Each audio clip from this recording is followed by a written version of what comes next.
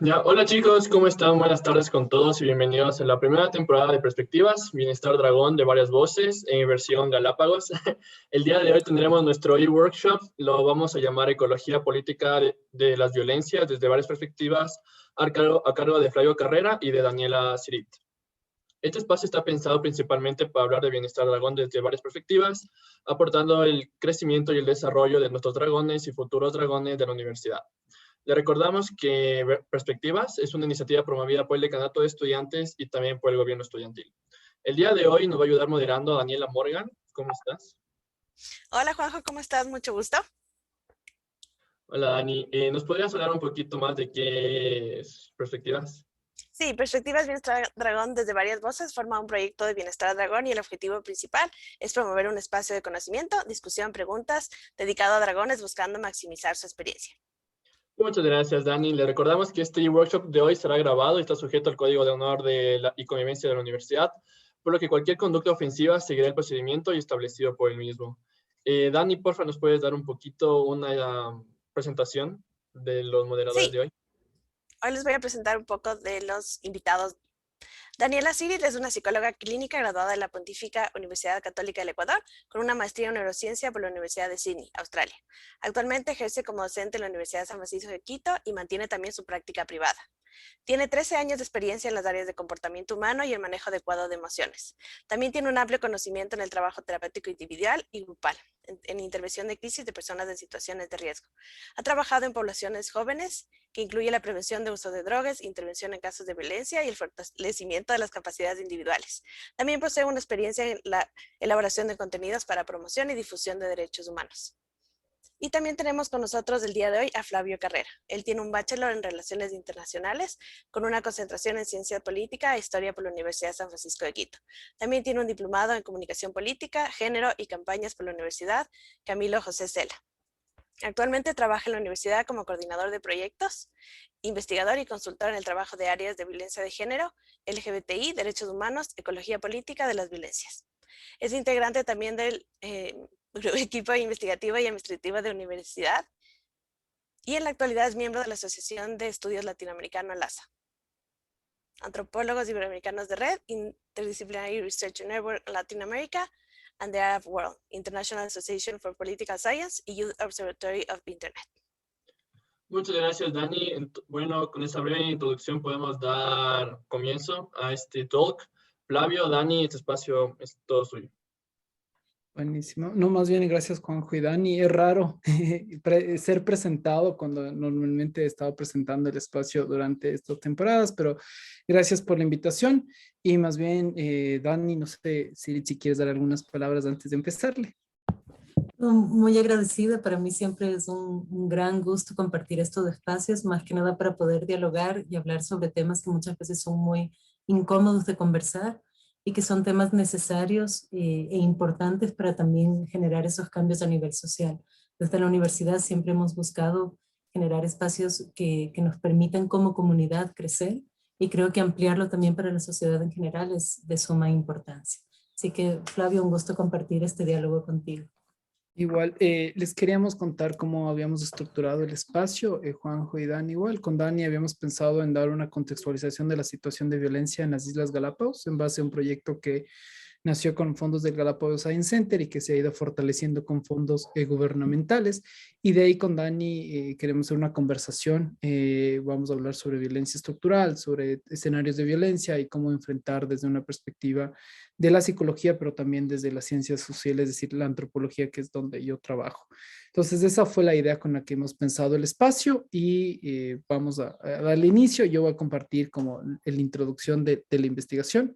Me avisan si están viendo mi pantalla para poder como compartir. Perfecto. Lo voy a poner en presentación. Sí, perfecto. Entonces, este es un contexto de esta investigación que realizamos en conjunto con el Consejo de Gobierno del Régimen Espacial de Galápagos y el Ministerio de Inclusión Económica y Social.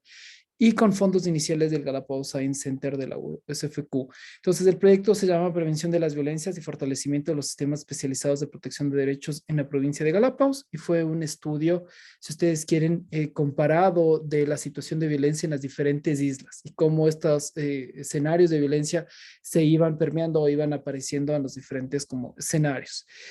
Como antecedentes de esta investigación, sabemos que en Ecuador la situación de violencia hacia las mujeres, niños, niñas y adolescentes, y además de otros grupos de condición de vulnerabilidad, que son personas de movilidad humana, personas LGBT, adultos mayores, se ve afectada por las limitaciones para la implementación de políticas públicas con enfoque de género para salvaguardar la seguridad y cambiar las condiciones estructurales de violencia en general de todas las víctimas en esta forma cotidiana. Otro de los antecedentes de la investigación es que la situación que se refleja en la carencia de un adecuado y eficiente sistema de protección a nivel nacional y local que permita un adecuado registro, atención integral de víctimas de violencia de género y sanciones efectivas a los responsables. Entonces, estos fueron elementos con los que empezamos a trabajar en temas de contexto.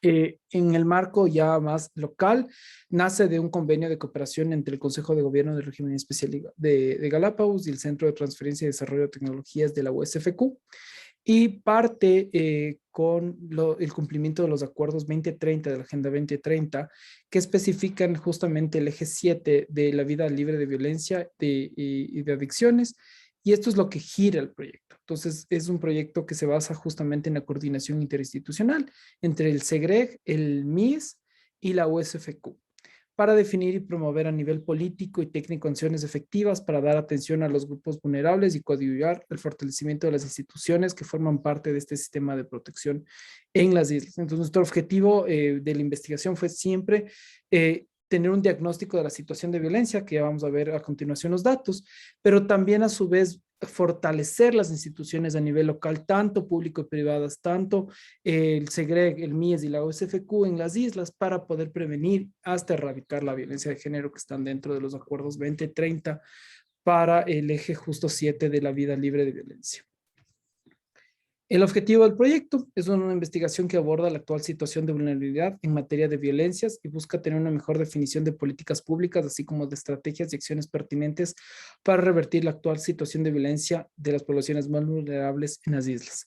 Fue un trabajo que hicimos en las 4 islas habitadas, y yo no voy a dar un contexto más grande. Ustedes son parte de las islas, ustedes viven en las Galápagos, entienden muy bien las dinámicas de la provincia, pero estos son datos poblacionales con los que nosotros trabajamos, y es importante ver el porcentaje de hombres y mujeres porque eso también tiene una incidencia importante dentro de las dinámicas. Entonces trabajamos en las islas de San Cristóbal, Santa Cruz, Isabela y Floriana, que son las 4 islas habitadas con un porcentaje poblacional importante. ¿Cuáles fueron los nudos críticos, de estos puntos críticos que pudimos nosotros encontrar luego de nuestra investigación? Que es necesario espacios de prevención, sensibilización y acogida para evitar la violencia intrafamiliar. El tema de nociones de seguridad, y es algo que hablaremos igual con Dani en la segunda parte, pero hay esta idea de que seguridad solo se refiere a asaltos y robos, pero cuando hablamos de otros tipos de seguridad como el derecho a la vida, el derecho a la libertad, que están vulnerados en ciertos escenarios de violencia, no existe una noción como de inseguridad, sino más bien es algo tradicional, algo cultural, más no un tema de seguridad. Hay un tema de la diversidad funcional y la adecuación de espacios que es inexistente en la mayoría de los espacios de las islas. Entonces, una persona con alguna discapacidad o alguna diversidad funcional se ve muy limitados sus derechos y el acceso a sus servicios. Hay una impunidad social y legal que tiene que ver mucho con estas nociones de seguridad y estos espacios de prevención y acogida. Necesitamos una respuesta institucional articulada, y las narrativas, entra este discurso entre conservación y turismo versus los derechos sociales y políticos de las personas. Entonces hay leyes que priman en la conservación frente a leyes que priman los derechos de las personas o de los grupos sociales en las islas. Aplicamos métodos de entrevista y encuesta, entrevistas semiestructuradas, y las encuestas. Aplicamos 858 encuestas en las islas, y aquí hay un dato poblacional de cómo fue dividida la muestra en cada una de las diferentes islas. Los ejes, para solo complementar, hay el tema de las narrativas de conservación y turismo, el tema de violencia estructural que Dani lo va a profundizar igual en la segunda parte, los tejidos sociales de impunidad, y el sufrimiento y desprotección. Entonces ahí estos temas como importantes, lo que nosotros llamamos como tejidos sociales de impunidad, son solo estas estructuras que tapan los casos de violencia y los permean y los dejan guardados. Y el sufrimiento y desprotección es justamente la falta de sensibilización, la falta de estos espacios seguros, la falta de espacios de acogida y de apoyo a víctimas, que es importante también tomar en consideración. Ya para ir profundizando con los datos, 1 de cada 3 mujeres sufren algún tipo de violencia en las Islas Galápagos. Esto complementa lo que el INEC hizo en su encuesta del 2019 sobre la situación de violencia a nivel país y específicamente en la provincia de Galápagos, que justamente marcaba entre un 30% de la población que sufre algún tipo de violencia. Entonces, las mujeres en Galápagos, 1 de cada 3 sufren algún tipo de violencia, sea esta los varios tipos de violencia, y es justo lo que más bien quiero ir profundizando, y con esto voy a darle paso a Dani para justamente ir conversando. Pero otro de los datos o cómo están divididos los temas de violencia en las islas es que el 85% de los hombres y el 83% de las mujeres han indicado que han escuchado sobre violencia física. Han escuchado o han vivido violencia física. Entonces, esto es un poco alarmante también. El 44% de los hombres en relación al 60% de las mujeres he escuchado sobre violencia simbólica, que este tipo de violencia conectado mucho con la simbología, con los símbolos, con los roles. Entonces, eso es como un poco también interesante de tomar en cuenta. En cuanto a violencia patrimonial, que es todo tipo de violencia referida al patrimonio, al acceso a recursos, al acceso a trabajo, al acceso a los fondos y el uso de los dinero, tenemos un 26% de los hombres que han escuchado algún tipo de violencia patrimonial, pero el 44% de las mujeres han escuchado o han vivido algún tipo de violencia patrimonial. El 55% de los hombres y mujeres indican haber escuchado sobre la violencia cibernética, y a pesar, y esto es un dato interesante, que a pesar de que las conexiones tecnológicas o de internet no son buenas en las islas por la distancia geográfica y la forma en la que se transmite la data a las islas, un 55%, es decir, 5 de cada 10 personas han escuchado o han vivido algún tipo de violencia cibernética. Entonces, esto es otro punto, un foco de atención para el análisis y la investigación. Existe un bajo conocimiento sobre la violencia obstétrica y médica. Los hombres que han escuchado sobre este tipo de violencia es del 39% y el 41% son las mujeres. Y esto es un tema que ha salido en el último año, debido a la pandemia, el tema de la violencia obstétrica y la violencia médica. Entonces, esto es como importante también tomar en consideración. Y nos sorprende que el 64% de los hombres y el 62% de las mujeres indican que han escuchado sobre violencia sexual. Y esto es algo muy recurrente en las islas. Ustedes en las islas conocen muchos casos de violencia sexual, y esto es un tema también que vamos a conversar con Dani sobre el tema del consentimiento en las relaciones. Entonces, esta era mi parte de la presentación. No sé si ahí sí te dejo compartir a ti, Dani, para justamente complementar la segunda parte. Perfecto, muchas gracias, Flavio. Déjame.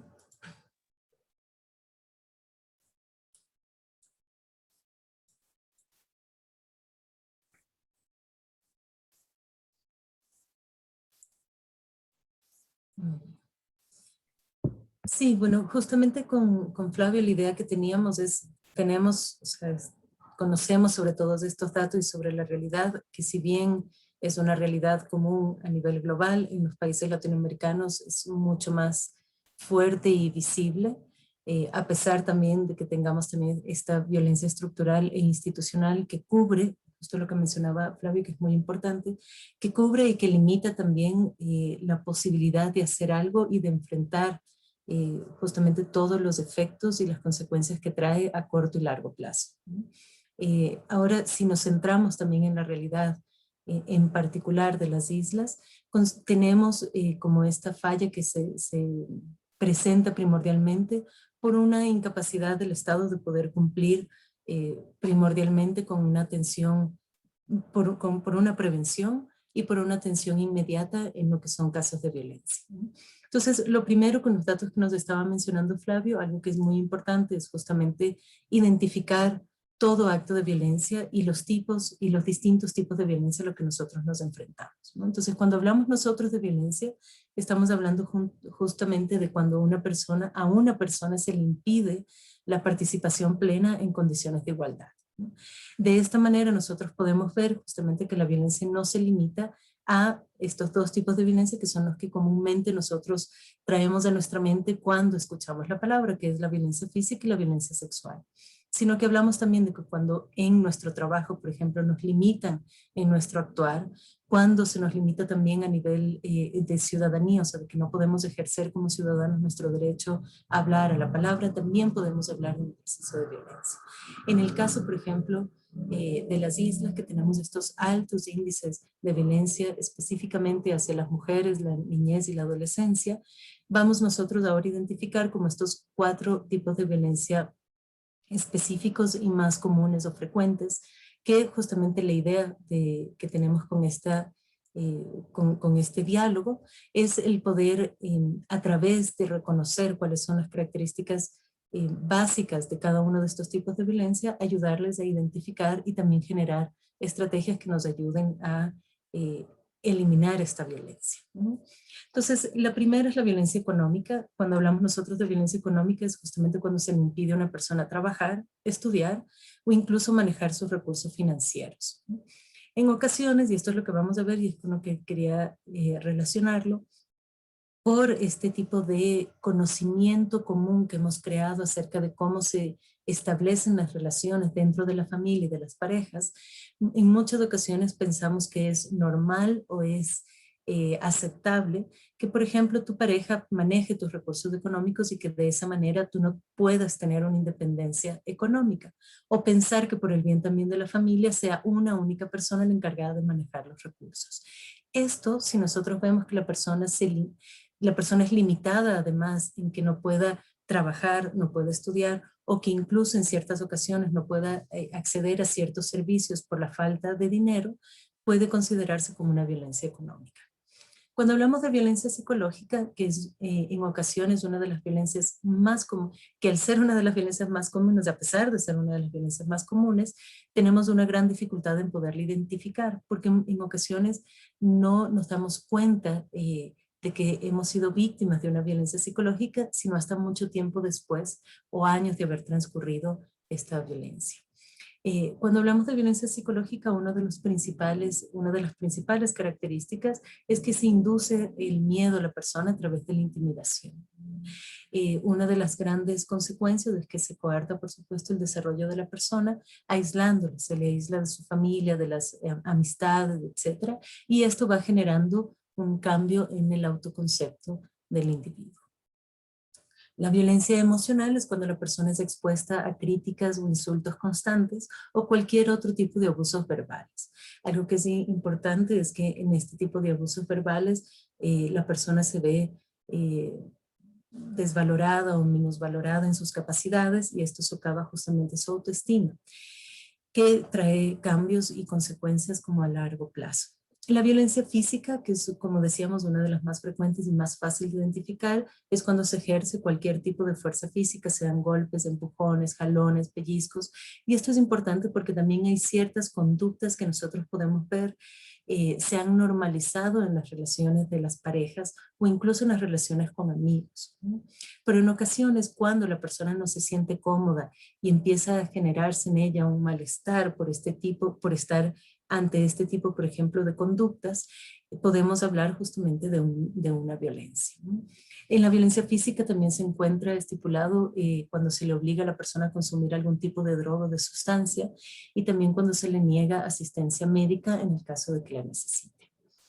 Y la violencia sexual, que es uno de los aspectos que Flavio también mencionó, a pesar de ser la violencia más, en donde encontramos los índices más altos, y que es una de las ejercidas con mayor frecuencia hacia las mujeres y las niñas y las adolescentes.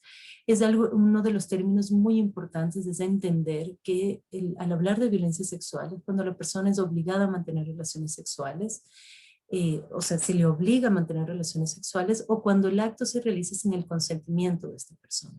Y aquí hay algo que debemos agregar, que también es importante hablar de violencia sexual cuando se presenta el acto sexual y la persona no es consciente de ello. Es decir, si la persona está bajo los efectos de una droga, no podemos decir que haya podido dar consentimiento sobre ese acto.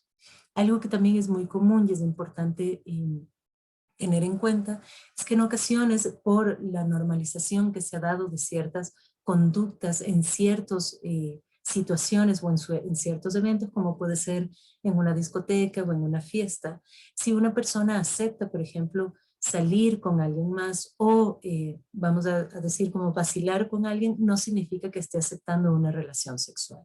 Entonces, cuando hablamos de consentimiento, es importante comprender que la persona debe consentir todo el acto y en todo momento. El decir sí ante una situación no significa que esté aceptando distintas situaciones o que esté aceptando que ocurran algunas cosas con esa misma persona. Lo mismo ocurre que si la persona está bajo los efectos del alcohol o de alguna otra droga, no podemos considerar que esa persona tiene la conciencia suficiente para poder consentir un acto sexual. De esta manera, toda relación sexual que se presente bajo estas circunstancias es considerado como violencia sexual. Ahora, ¿cómo podemos nosotros reconocer estos tipos de violencia? Lo primero es justo lo que mencionábamos en un inicio. Si este tipo de situaciones, por ejemplo, una persona en las relaciones de pareja o en las relaciones familiares, nosotros tendemos a escuchar con bastante frecuencia ciertos insultos o críticas negativas, o nos vemos juzgados constantemente por lo que hacemos o lo que dejamos de hacer, nos vemos coartados en el tipo de decisiones que debemos tomar, somos influenciados también a tomar ciertas decisiones por el bien de una persona en particular o el bien común de la familia o del grupo, de un grupo social, a pesar de que esto ocurre con frecuencia, con bastante frecuencia, y que nosotros consideremos que es algo normal en nuestra sociedad, aceptado socialmente, no podemos decir que no es violencia. Para nosotros poder identificar si es o no violencia, debemos ser honestos en cómo nos sentimos al respecto. Y también evaluar si hemos tenido ciertas alteraciones o cambios, tanto en nuestro estado de ánimo, en nuestro cuerpo, también cambios físicos inesperados, o en nuestros pensamientos. Muchas veces cuando somos víctimas de violencia, por ejemplo, violencia psicológica, emocional, como lo que estábamos hablando, vamos a ver que la persona puede cambiar su perspectiva sobre sí misma y sobre el mundo. Una persona que era, por ejemplo, que se consideraba capaz de conseguir muchas cosas en la vida, empieza a verse como una persona limitada y empieza a aislarse de los demás. Si observamos este tipo de conductas y de cambios drásticos, podemos ahí identificar que esa persona está siendo víctima de algún tipo de violencia. Algo que es esencial también para poder reconocer si somos víctimas de violencia o no, e incluso si alguien es víctima de violencia o si en nuestro entorno social se está justamente utilizando la violencia como un medio para ejercer poder, es informarnos sobre nuestros derechos. Ninguna persona, sin importar el rol que tenga en nuestra vida, la relación que tengan con nosotros, sea nuestro padre, nuestra madre, nuestra pareja, puede ejercer violencia o restringir nuestros derechos. Es por eso que el conocimiento sobre nuestros derechos como ciudadanos y como seres humanos es un aspecto clave para poder identificar si somos víctimas de violencia o no. Y algo que es muy importante también es entender que la violencia no siempre se va a presentar de manera explícita, ¿no? Entonces, en las relaciones se ejerce violencia cuando existe un dominado y un dominador. Y aquí hay un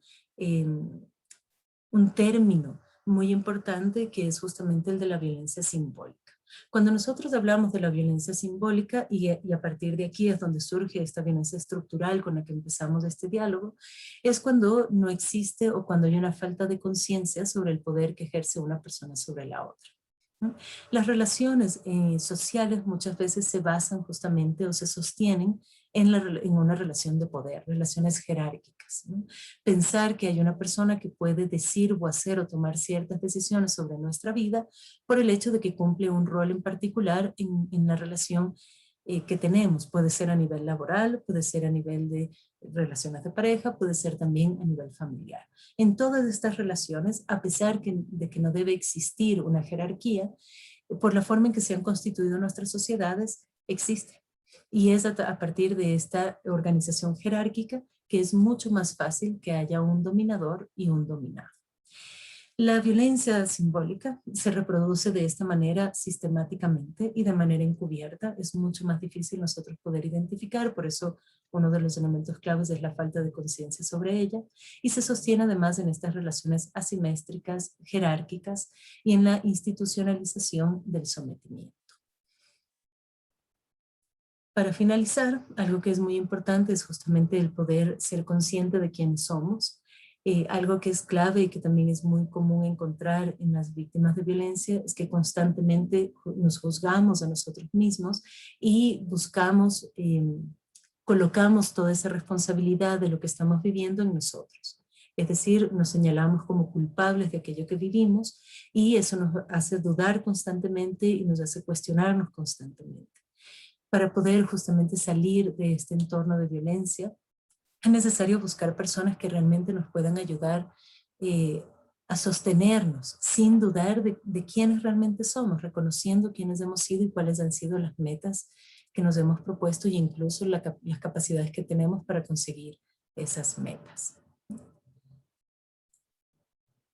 Entonces, luego de esta presentación, más allá como de estos términos y de poder presentar como estos distintos tipos de violencia, lo que queríamos justamente conversar con Flavio en este momento era el poder comprender que a partir de estos datos que se han levantado sobre la realidad en las islas, entendemos que mucha de esta violencia no es considerada y no es identificada como violencia como tal, ¿no? Esta falta de conciencia sobre qué es lo que ocurre en las relaciones y cómo se siguen reproduciendo ciertos patrones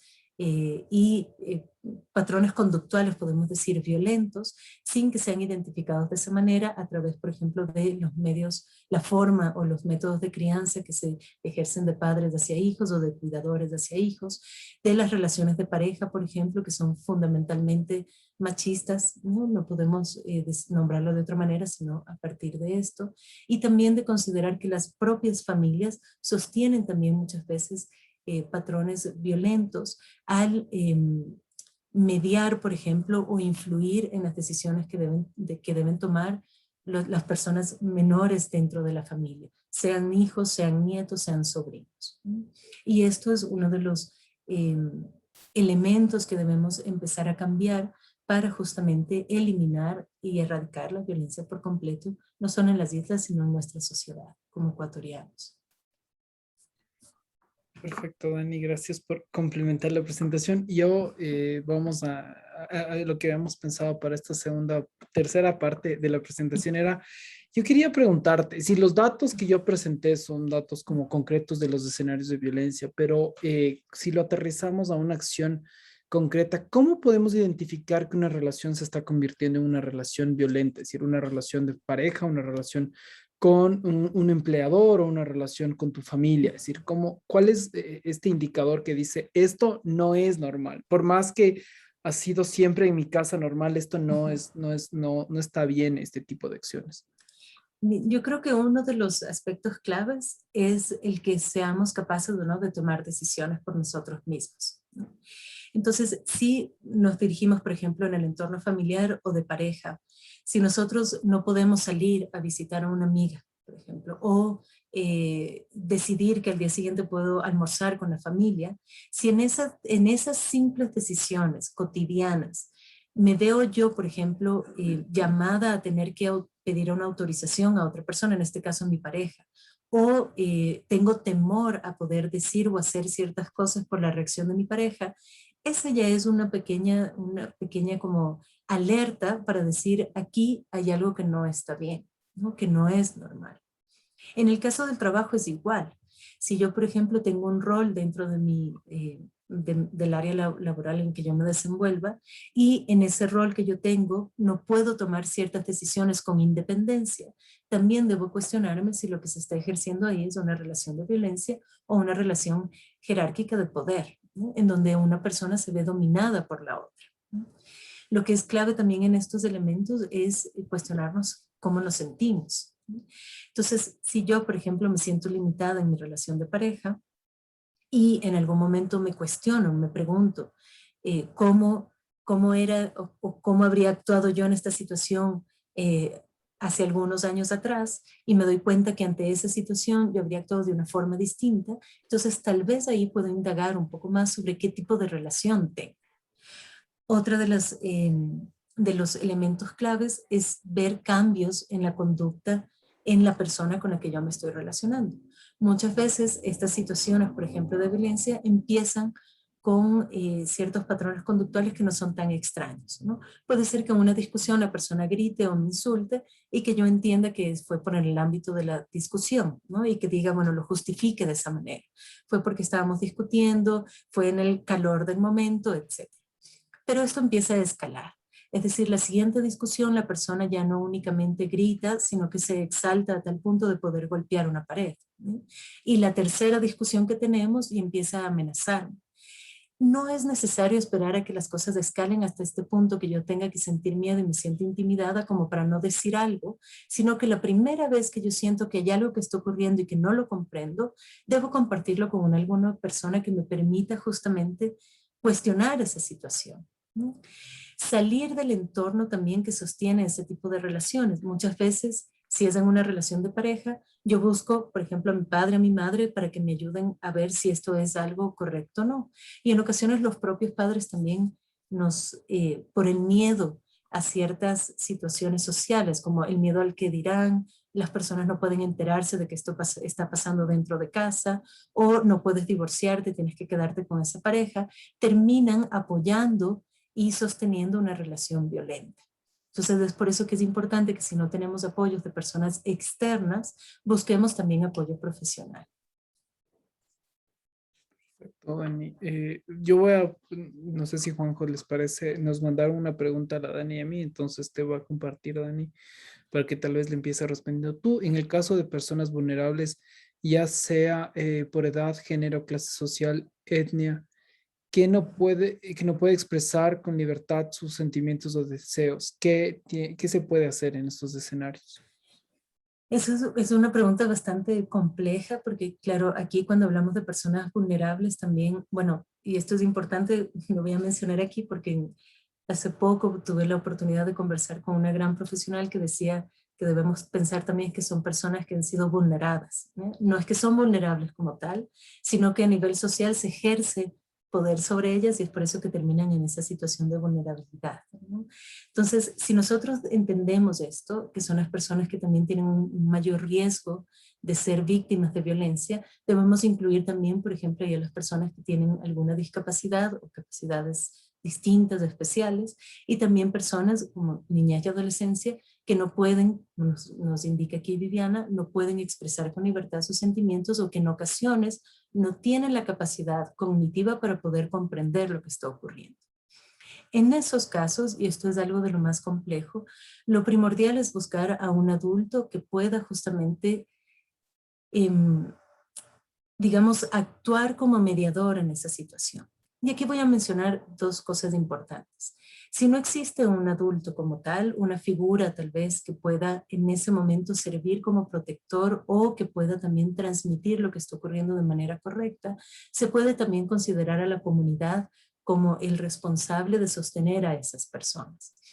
A través, por ejemplo, de la ayuda comunitaria, se puede sostener de mejor manera o se puede cuidar de mejor manera a las personas que más los necesitan.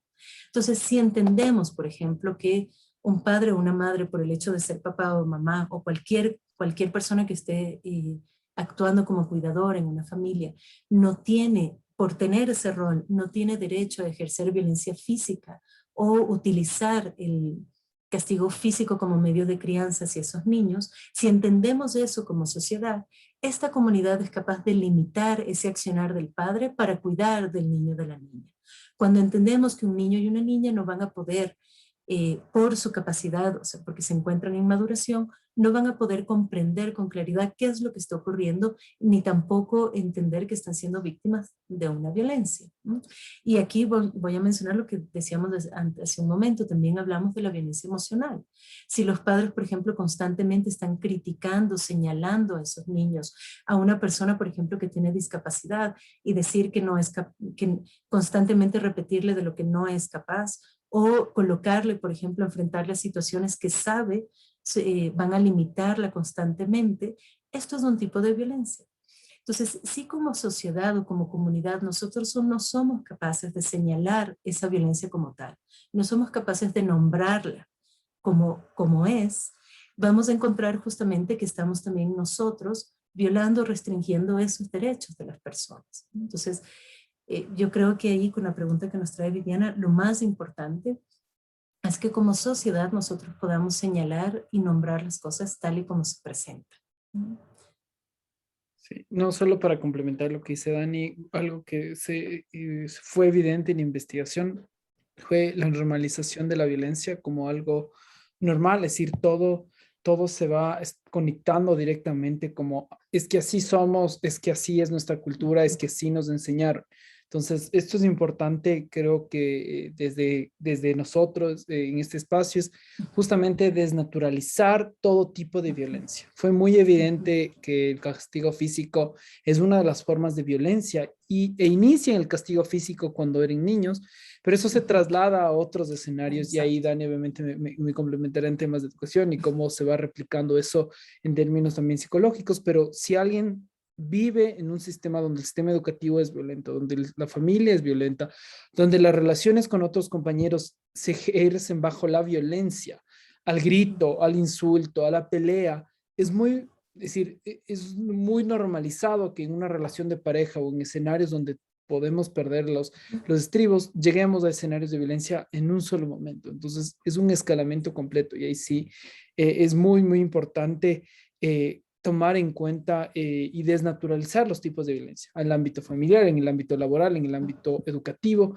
que no es la violencia la forma en la que se tiene que ejercer o se tiene que educar o se tiene que criar en estas etapas de crianza. Eso nada más para complementar.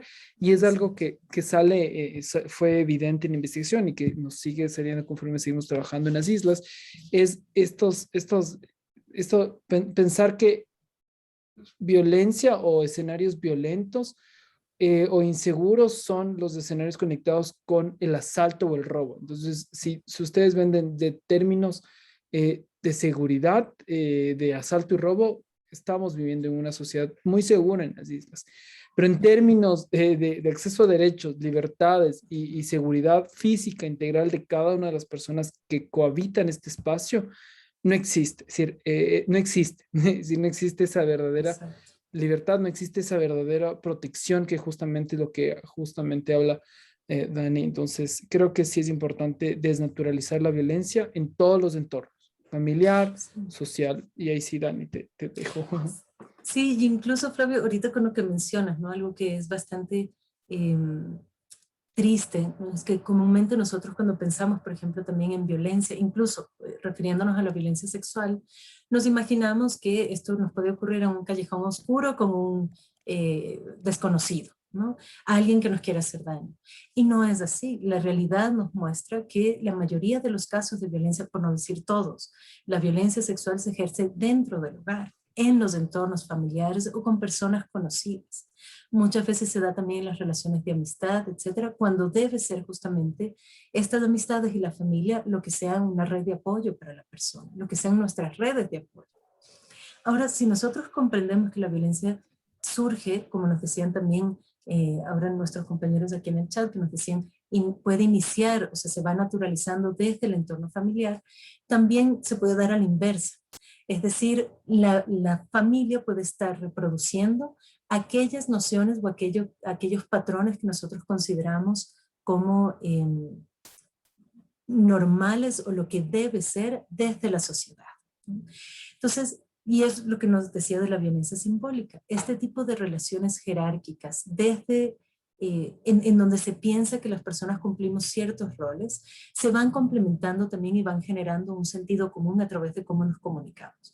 El por qué en estas últimas décadas hemos hecho tanto hincapié en el cambio, por ejemplo, de cómo nosotros nos referimos a los seres humanos y de qué manera nosotros señalamos o hablamos respecto a ciertas problemáticas, tiene que ver porque en la forma en que nosotros nos comunicamos vamos generando ciertos nosotros desde la psicología decimos ciertos mapas mentales sobre lo que existe, ¿no? Lo que debe ser una mujer, lo que debe ser un hombre, lo que son los niños, las relaciones parentales, lo que son las relaciones de amigos, lo que es una mujer vestida de esta manera, lo que es un hombre vestido de esta manera, lo que esperamos ver también de los ancianos, etc. Todos estos roles y estos patrones conductuales asociados a esos roles se van justamente sosteniendo y fortaleciendo a partir de lo que conversamos en el común, ¿ya? En lo cotidiano. Esa interacción es lo que va también sosteniendo la violencia. Entonces, si no empezamos a cambiar la forma en que nosotros nos expresamos de los demás y no empezamos a cambiar la forma en que hablamos sobre cosas serias, importantes con el resto, es muy difícil que eso cambie a nivel de nuestra mente o de nuestro pensamiento y que por lo tanto deje de manifestarse en nuestra conducta, ¿no? Es por eso que empezamos desde lo más simple, que es cambiar la forma en que nos expresamos verbalmente. Y por aquí también nos estaban hablando de la violencia vicaria, que es un tema bastante complejo también, pero vamos a encontrar ahí para Viviana algunos textos que puedan ayudarles también y compartirlos con ustedes. Sí, eso justo te iba a decir, Viviana, te íbamos a compartir, porque no tengo a la mano, yo también lo he leído recién en España, y uno de los primeros casos, creo que a nivel global, donde se habla de la violencia vicaria y cómo se traduce la violencia en género hacia violencia en la niñez. Entonces eso es como un punto muy importante también para tomar en cuenta, y es algo que ocurre con frecuencia, ¿sí? Y algo que pasa mucho en las etapas de crianza, que es esta infantilización de los niños como estos seres que se les carente de derechos en términos como, y eso es algo que también debemos que problematizar también en las etapas de crianza a todas las personas que son involucradas, pero es el tema de que a los niños muchas veces se le limita sus derechos porque se los considera infantes, que no están en esta capacidad de decidir. Y ahí también incurrimos en varios tipos de violencia que se ejercen sobre los niños, niñas y adolescentes, que es como, no tiene esta capacidad de discernir, impongo mis reglas, y muchas veces se traduce esto en escenarios de violencia, violencia basada en género, violencia sexual, y algo que Dani justamente marcó, y solo para cerrar y darles paso a los moderadores, es justamente el tema de que muchas veces la violencia se considera como algo externo al núcleo familiar o externo al círculo social, y creo que eso es lo que primero que tenemos que cambiar de perspectiva. Creo que eso es una cosa que tenemos que quitarnos. Muchas veces se piensa la violencia sexual o la violación como esta persona que sale de los arbustos, pero no es ese el escenario, y el 90% de los casos, me atrevería a decir, no van por ahí. Es decir, va muy, muy conectado justamente con el tema familiar, con el tema social, con el tema de compañeros de trabajo, compañeros laborales, compañeros de la universidad. Entonces sí es como dice Dani, importante empezar a tratar el tema con la seriedad que se caracteriza. Y algo que importante antes de cerrar, Dani, era justamente, y ahí sí pregunto siempre, te pido la guía ahí, el tema del consentimiento. El tema del consentimiento creo que es un tema que siempre saco en relación a estas charlas de violencia, porque no tenemos una cultura del consentimiento en el Ecuador, no es algo tradicional nuestro, que sí lo tienen, por ejemplo, en Estados Unidos o en Europa, pero no en el Ecuador. Entonces, cuando hablamos de consentimiento, ¿qué es el consentimiento?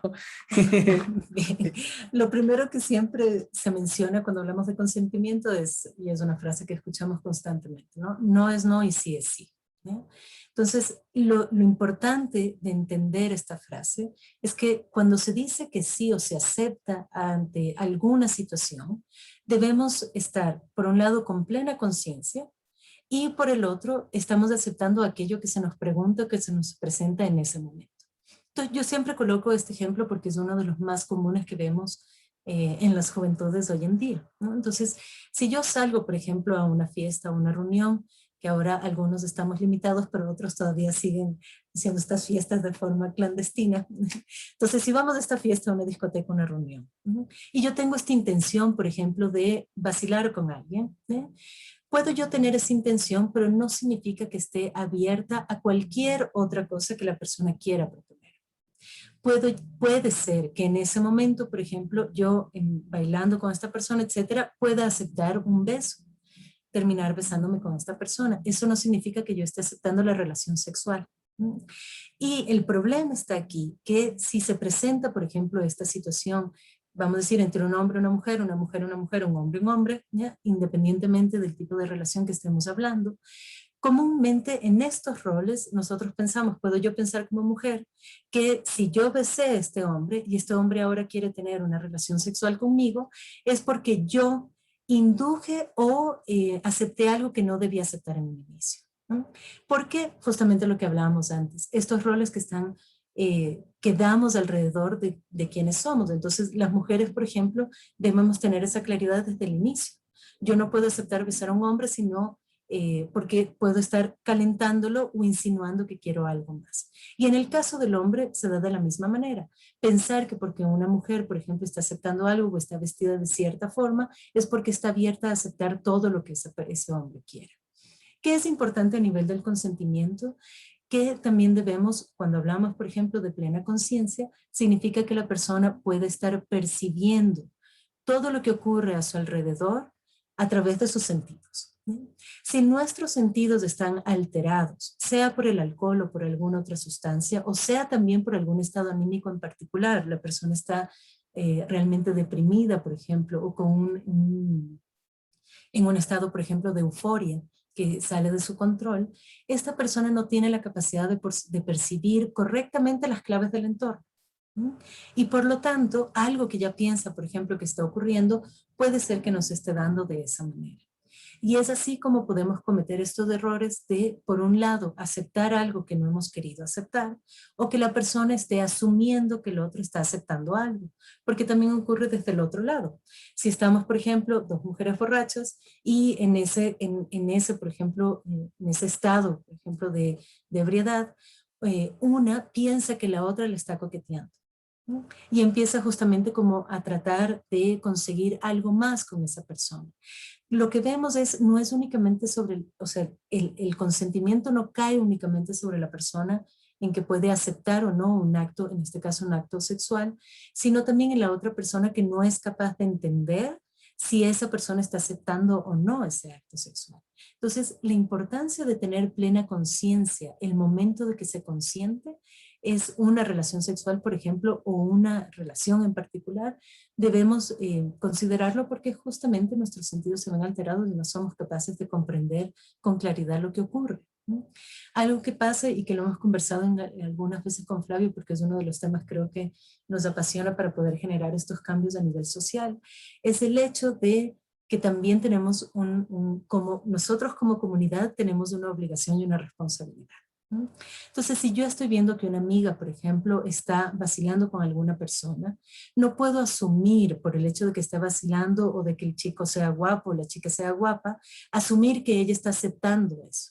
Pregunto, es importante acercarnos y preguntar. Y de la misma manera con los hombres. Si nosotros vemos a un amigo, por ejemplo, que está siendo un poco imprudente con alguna chica o con algún chico, no debemos asumir eso como algo gracioso porque lo está haciendo porque está borracho. Debemos detenerlo. Lo importante justamente de mantener relaciones armónicas a nivel social es el no asumir que las cosas que ocurren son normales o están bien por los juicios que hemos generado alrededor de esas relaciones, sino preguntar, intervenir y cuidar justamente que todas las personas que estén en esa situación en particular estén conscientes de lo que están haciendo. Y si no sabemos si la persona está consciente o no, preguntar si sabe a qué está accediendo y si desea realmente acceder a ello. Esa es la mejor forma de cuidarnos y de comprender también el consentimiento. Muchas gracias, Dani, muchas gracias, Flavio, por esta presentación sobre un tema tan necesario que se tiene que hablar, la verdad, con los jóvenes de hoy en día. La verdad es que me quedé impresionado con los datos que hicieron. No tenía ni idea de tantas violencias que existían ni lo que estaba pasando realmente en Galápagos. Supongo que aquí también en la capital debe pasar algo muy similar. En todos lados debe pasar algo así. Entonces yo creo que me parece muy importante esto de que no tenemos que dejar que suceda cualquier tipo de violencia, la verdad. Muchísimas gracias, Dani. Muchas gracias, Flavio. Dani y Morgan, te queda un pequeño espacio para que nos hables un poco sobre consejería psicológica. Muchas gracias, Juanjo, y antes que nada, gracias, Dani y Flavio. A mí también me ha parecido súper interesante y las estadísticas, a pesar de que son súper altas, todavía no hay una estadística alta de denuncia y esta parte de quitar la normalización que justamente tú hablabas, de esta línea tan delgadita en la que todavía hay muchísimo que trabajar. Así que gracias por traer este espacio y poder compartirlo con nosotros. Y sí, aprovecho para hablarles un poquito de mi oficina. Yo trabajo en consejería psicológica junto con Belén Vázquez. Es un servicio gratuito y confidencial para todos son los estudiantes activos de la universidad, así que si es que están interesados en acceder a este servicio, pues pueden escribirnos directamente al correo de consejeriapsicológica@usfq.edu.es o pueden encontrar esta información también colgada en las redes sociales para agendar una cita con nosotros. Y muchísimas gracias nuevamente, Dani y Flavio, y Juanjo también. Muchísimas gracias, Dani. Muchas gracias, Flavio. Solo les queremos recordar que nos vemos este jueves, 22 de julio, con Paso Bando en el siguiente Perspectivas. Y eso. Muchísimas gracias, Flavio y Dani. Gracias. Qué gusto. Muchas gracias a ustedes. Chao, chao.